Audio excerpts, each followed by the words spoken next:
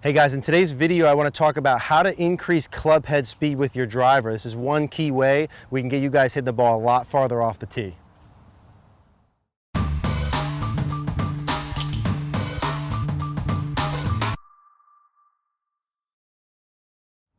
All right guys, let's talk about club head speed with the driver. There's really two key areas that I think we can really help you.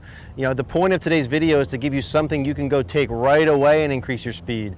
What can I do in my swing almost immediately, swing one, swing two, that can increase my club head speed? And there's two different ways to do it. Now, these two pieces I'm talking about, if I take a normal setup, the first part is how much turn I have in my golf swing. So rotation in my swing is a huge influencer of club head speed in not just golf, but any sport, right? The reality is the more I turn my body both back and through, the more potential club head speed that I'm gonna have. If you watch any really long driver, anyone on the LPGA or PGA Tour who hits the ball really far, they're not hurting for swing, right? They're not hurting for rotation during their backswing. They're not hurting for rotation during their follow through. Now, not everyone watching this is gonna be able to rotate like a tour star. I think that certainly not everyone during the follow-through portion is going to be able to rotate enough, but I do believe the majority of you can get some extra rotation going back. And even if we can get some there, that's going to help. So we're going to focus on this certainly during the downswing. If we could add body rotation, that's going to help speed. But again, I'm under the assumption not everyone can do that. Let's talk about the backswing part that we can do.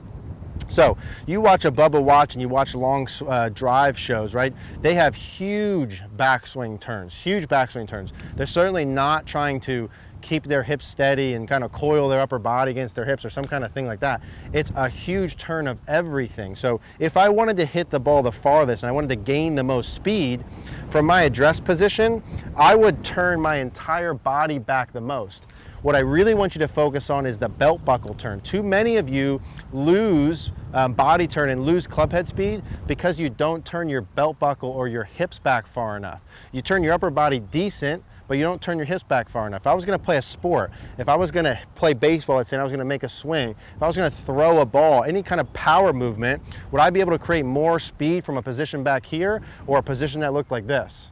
Right, definitely the one back here. In terms of the turn, just again, in general, the more degrees I can get back, the better, but that starts with the belt buckle, right? We did a video on the lower body, the right foot being flared out, let that right leg extend, but really the belt buckle's gotta turn back, that's key. So big backswing turn. How big? Well, if I wanna hit it as far as I can, I would do as big of a backswing turn as I can. The second piece of the backswing that influences speed is body extension. Now, when I say extension, I'm talking extension of the spine. Let's just go over two very simple terms here. Part number one would be called flexion, or if I was flexed forward. That is, I'm standing straight up and down, I bend over towards the ground. I'm forward flexed. If I stand straight and I bend backwards away from the ground this way and arch back, that would be extended or extension. Now in any power sport, if I was gonna push off of the ground, how would that motion look? It would look like this. I'd be bent over first, I'd push off the ground, I'd jump, and I would extend there, right? Imagine someone jumping over something. You would go flexed forward here, and then I would push off and I would extend up and jump this way. That's using the ground for speed, okay? That's the second part of the backswing.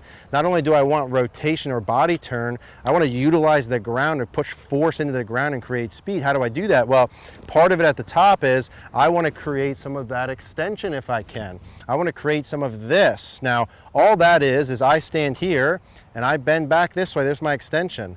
Now I combine that with my other piece of my backswing, and all of a sudden it looks pretty normal, right? So that's an add-on piece. That may be too complicated for some people in the beginning, but the point is I want to extend. I don't want to stay flexed forward.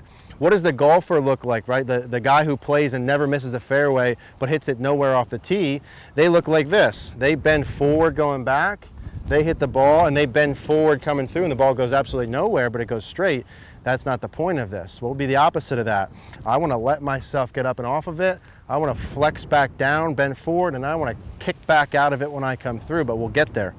Backswing, turn, and extension is part number one here. The second part is going to be where my weight in my feet, or the pressure in my feet more specifically, goes. What I would like, if I want to hit the ball the farthest, that definitely would have a pressure shift into my right foot. Let's assume I'm starting 50-50-ish. I don't want your pressure to be overly forward. I'd probably not have it overly on the right side either. I'd have it relatively 50-50. As I go up to the top, there'd normally be a slight pressure shift into my right foot, right at the top, a normal swing. There'd be a shift into my left foot, and then I'd push up and off and I'd swing. Now, if I really want to go far, I'm going to exaggerate those pieces. I'm still going to shift into the right, but I'm going to shift into the right more than normal. Instead of my normal shift, I'm going to really feel like I'm pressing into the ground with my right foot. I'm going to feel a little bit of pelvis motion to the right. I want to create a little bit of movement here. The same thing as other sports.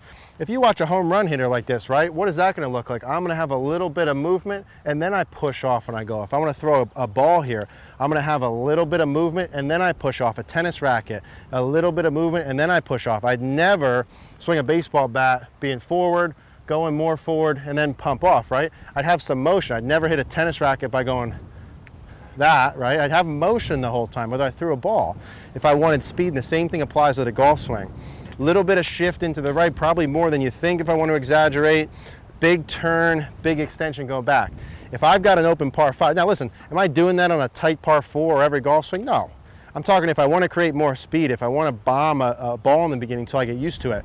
If I've got a wide open par 5 I'm hitting on, I'm exaggerating. I'm making swings that look like this. I'm shifting into my right like this. I'm making a big turn and I'm letting myself extend here. I feel like my arm and hands get a little bit more vertical. I do think this is not a scientific thing. There's a correlation between getting those arms, letting those arms and hands go a little more vertical rather than behind you. Some people aren't going to like that, but I found that more vertical creates more speed for people. So I'm feeling like I'm going into my right foot, going back. I'm pressing off that, a big turn, and let my arms and hands go vertical. Why am I doing that when I go back, right? And the other piece I'm putting in is certainly I'm not afraid to feel like my head and my body go up. If I extend, I'm not going down and forward. I'm going to go up as I go back. That's okay. Now, and the whole point of that is this equal and opposite theory. When I make a backswing, I said during the downswing, you watch really good players, what do? They go down, they squat, they drop down before they push off. Well, if I want to go down and forward during my downswing, which what good players do, they go down and they go forward. Where do I want to go going back? What's the opposite of down? Up. What's the opposite of forward? Back. So if I want to preset this squat movement, those really good players aren't squatting down and doing that on purpose. Sam Snead, when his legs separated and went down, he wasn't training that in. That was a reaction to his backswing. Go look at Sam Snead's backswing. Huge hip turn, huge pressure into the right foot and extending at the top. And it's just natural. If I go up and to the right, which way am I going down? Down and forward, and then I launch off when I hit. So the point here is probably don't try and create the downswing pieces as much, or at least not before you do the backswing pieces. More backswing turn and more pressure into the right foot in combination with going up a little bit and extending is going to create the most amount of speed. I'm going to go ahead and demonstrate one. If I got a par 5, I'm trying to hit it very far. Big turn, big pressure into my right foot, letting my arms go a little bit more vertical back. And I'm going to go ahead and try and launch one here. And that's about all I have in the tank. So for me, my normal swing, I'm probably roughly 110 miles an hour. When I swing like that, it goes to 116, 117, 118. So for me, I'm on the higher end of speed. It goes up 6, 7, 8 miles an hour. For some of you, it'll be even more than that. Don't be afraid to exaggerate. Certainly try this first. Play around with it a little bit. Find what works middle, but put some of those pieces in when you go and play. Bigger turn going back, more pressure shift. Don't be afraid to go up when you go back. That will preset all those downswing moves. Hope that this all makes sense. If you guys have any questions, leave a comment down below.